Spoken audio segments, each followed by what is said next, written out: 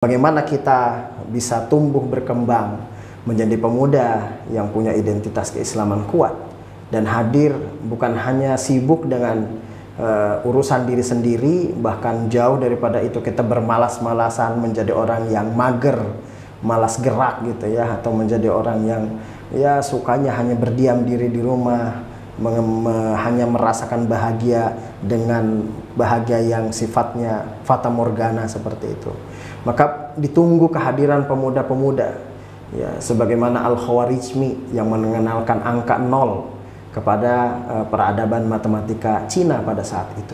Ditunggu kehadiran Ibnu Sina pada saat orang tidak mengenal operasi pembedahan, beliau yang mengenalkan ilmu ini. Ditunggu kehadiran Ibnu Battuta, Ibnu Rushdi, ditunggu kehadiran Ibnu Firnas, Abbas Ibnu Firnas yang mengenalkan gaya gerak ya, melihat temannya lompat dari satu bangunan di dalam masjid ke bawah tapi pantulannya terasa sakit, kemudian beliau buatkan peralatan-peralatan, dari situlah muncul yang namanya pesawat yang kita tumpangi dari satu tempat ke tempat lain.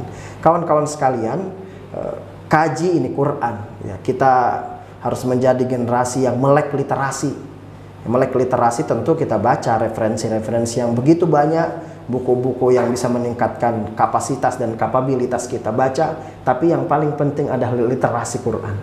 Baca ini Quran, kaji itu Quran, ya filosofi Iqra dan filosofi Al-Qalam harus kita bangun, bahwa baca, tulis, dan semua ilmu itu lahirnya datangnya dari Allah Subhanahu wa Ta'ala. Dari situlah kita bangun identitas bahwa kita harus menjadi generasi yang bermanfaat bagi umat dalam bidang apapun. Jangan kagum dengan kemajuan teknologi misalnya, yang teknologi itu malah menjerumuskan orang, sebagaimana salah satu peraih Nobel dalam bidang fisika, Stephen Hawking, yang meraih Nobel fisika tapi kemudian menemukan bahwa bumi ini, alam semesta ini akan kembali ke black hole, namanya dunia hitam. Sebenarnya hampir-hampir beliau itu, Stephen Hawking, bersyahadat, tapi karena tidak mengenal Tuhan sehingga mengatakan alam semesta ini berasal dari sesuatu yang tidak ada, akan hancur dengan sendirinya. Tapi kalau umat Islam yang melakukan ini, teman-teman pemuda ini punya identitas yang kuat dan melakukan spirit of inquiry, cara mencari ilmu. Jangan takut berangkat membelah benua ke Eropa, ke negara-negara maju lainnya, belajar ke negara Asia. Jangan khawatir, ya, tidak ada batasnya, borderless. Tadi belajar, tapi belajar untuk kemudian melahirkan teori-teori pendekatan yang bernafaskan Islam.